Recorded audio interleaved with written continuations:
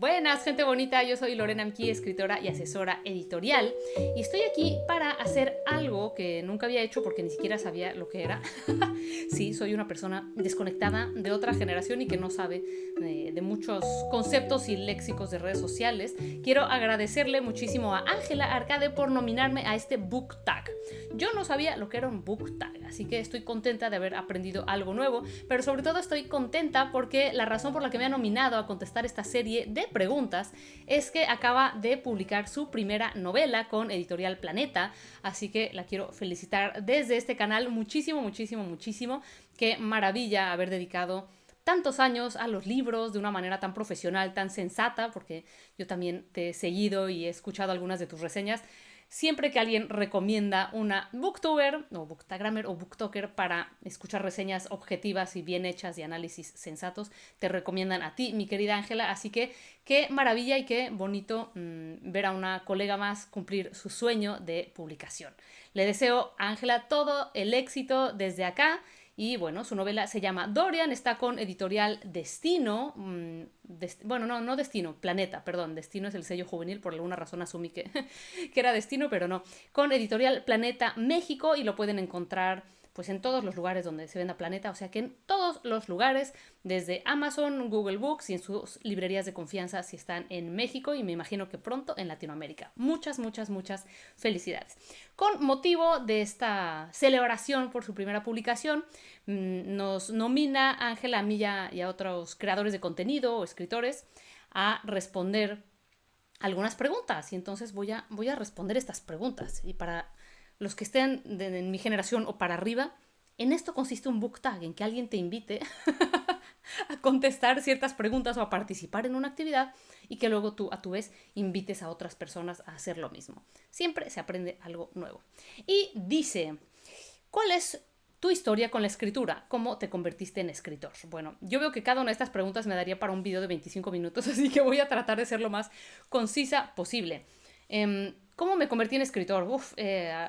Para los que han visto mi canal saben que la pura definición de escritor y de cuándo uno se atreve a nombrarse a sí mismo escritor ya es suficientemente compleja, pero yo creo que yo supe que iba a escribir desde siempre, o sea, desde que escribí mis primeros poemitas y mis primeros cuentitos a los 8 o 9 años de edad. Fue una salida que se me dio muy orgánicamente a mis cuestionamientos y a mi necesidad de expresión. En mi casa había mucha apertura para todas las artes y probé por todas, ¿no? Probé a través de la música, probé a través del baile, incluso me permitieron tomar clases de escultura.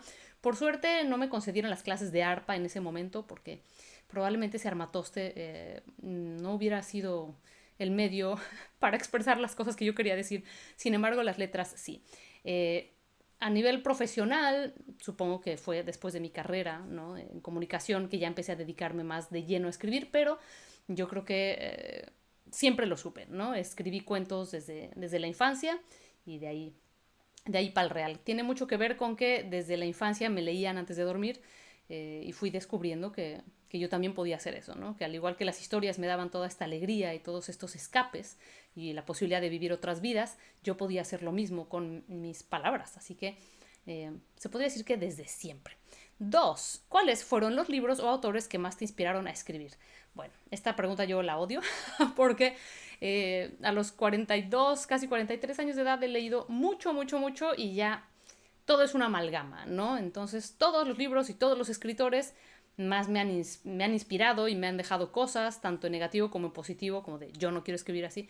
Pero bueno, si hablamos de uno, ya lo he mencionado otras veces, ¿no? Se trata del personaje Joe de Mujercitas. Esta es una novela, bueno, que puede ser lo más cliché, lo más victoriana, lo más moralista del universo, pero para mí en la infancia descubrir que alguien se dedicaba a escribir historias, que era la hermana rarita, la que se corta el pelo cuando todo el mundo quería tener el pelo largo y casarse y tener hijos, cuando yo lo que quería era escribir, pues sí, fue una figura importante en mi crecimiento, en mi identificación de, esto se puede, y aunque te juzguen de rara, puedes lograrlo, ¿no? Así que tendría que decir eso, aunque claro, después es leer cualquier cantidad de maravillas a lo largo de la juventud y decir, yo quiero acercarme a esto, quiero aprender de esto, quiero poder codearme, por lo menos en sueños, con todos estos grandes autores, desde Cortázar, los primeros cuentos que leí, Pedro Páramo de Juan Rulfo y montones de cosas. Es que si empiezo a hacer ahorita una lista, de nuevo Me voy a comer todo el tiempo que tengo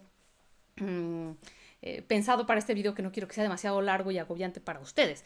3. ¿De qué se trata tu último libro y cómo surgió la idea de escribirlo? Bueno, mi último libro, que está aquí, porque ahora ya es como que siempre está aquí, es este, El cuerpo de Dorotea, y se trata de...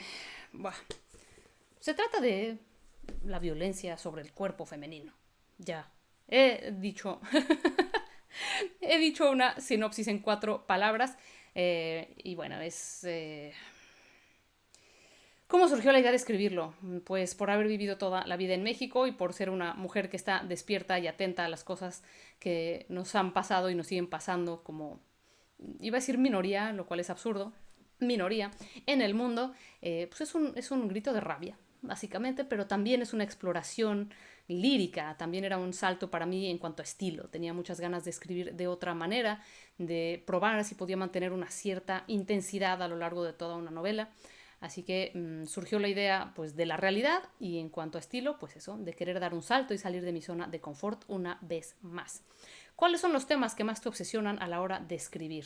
Yo creo que cada autor tiene unos pocos temas, ¿no? A mí me interesan los vínculos humanos, eso es lo que más me interesa, las relaciones entre las personas y muy específicamente me interesan mucho los vínculos femeninos, me interesan mucho las relaciones entre mujeres, desde madres a hijas, amistades y otra clase de relaciones perversas que se pueden dar, no solo porque seamos mujeres, sino que me interesan esos vínculos porque me han costado a lo largo de la vida y por lo tanto me llama muchísimo la atención desentrañarlos y ver desde dónde se puede conectar.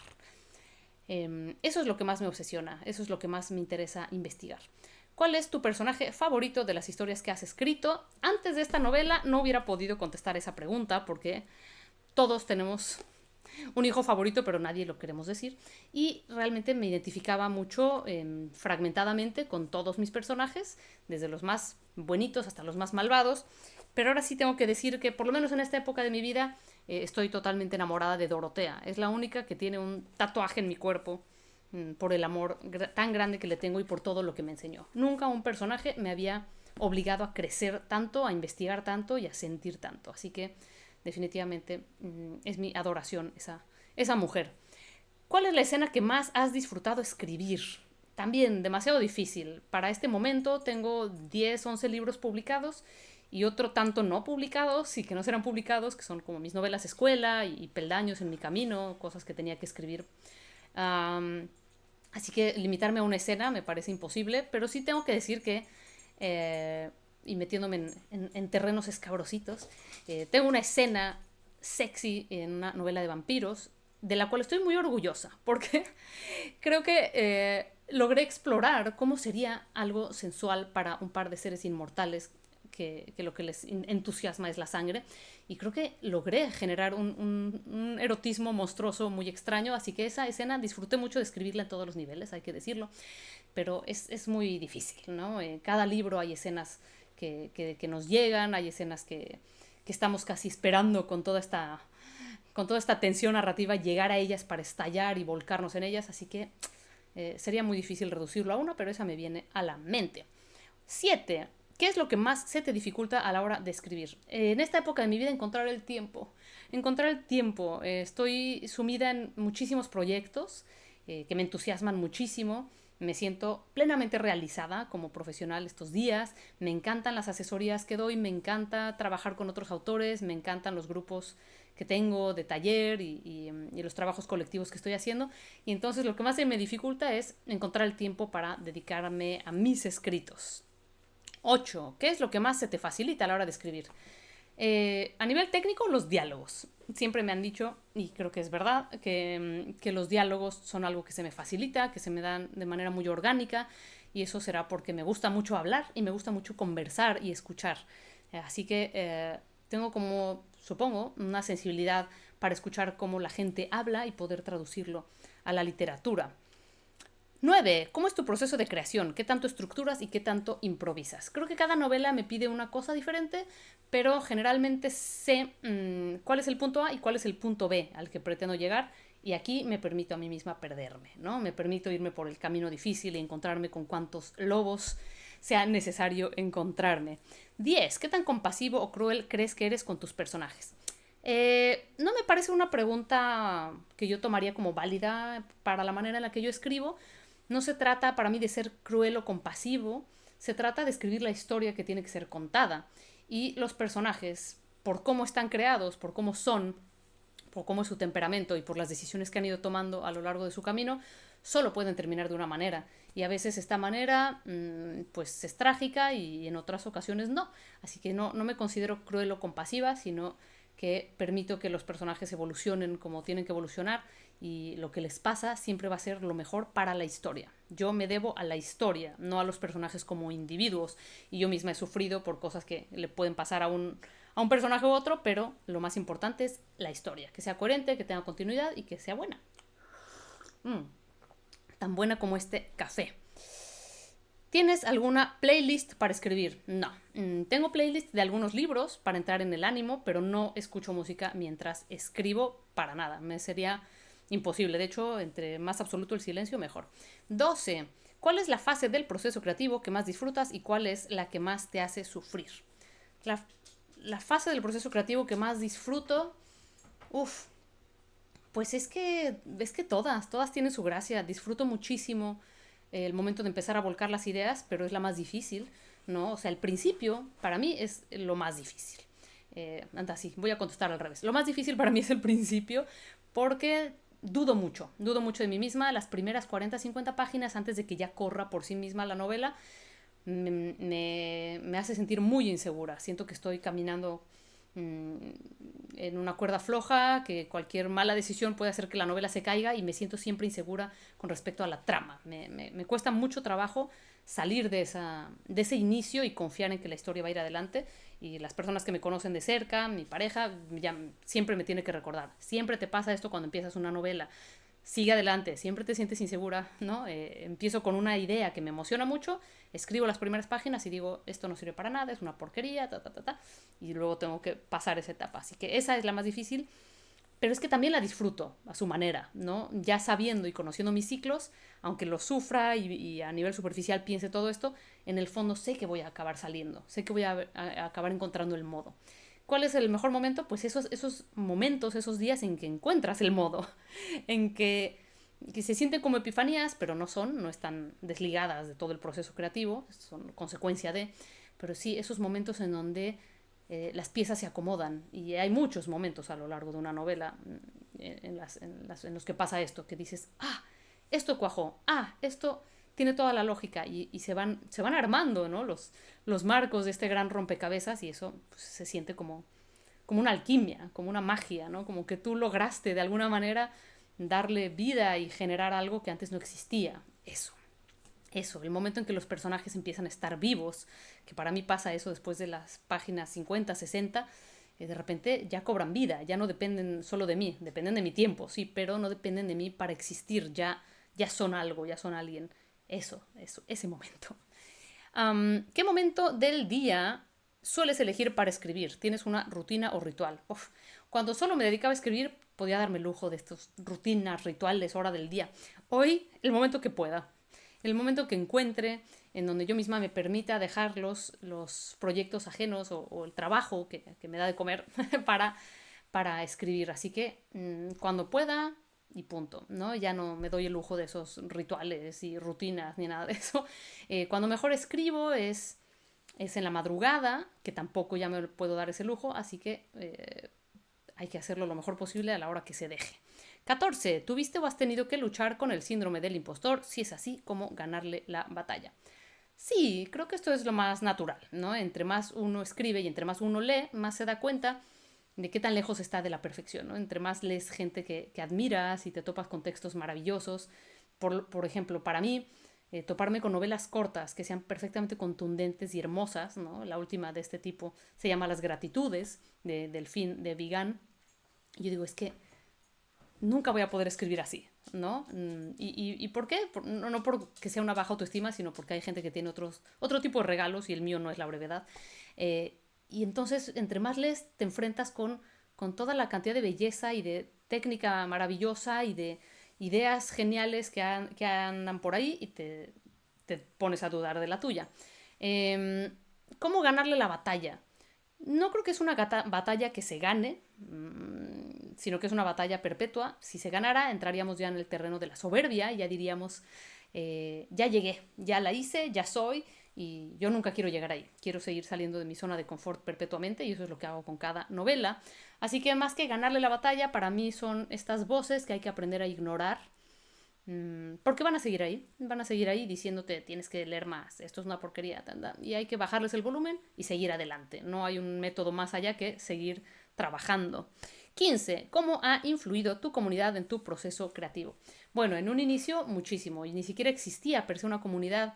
Cuando yo publiqué, se generó una comunidad para mí a partir de mi primera novela, de Gothic Doll. Fue como un fenómeno extrañísimo que nadie pudo haber predicho, de tener filas y filas de gente y que de repente un Facebook que no existía de repente tenía 20,000 personas por ahí y se generó una comunidad de gente joven, maravillosa, que definitivamente influenció el público al que yo empecé con el que yo empecé a identificarme y para el que escribo mayormente, que es el público juvenil.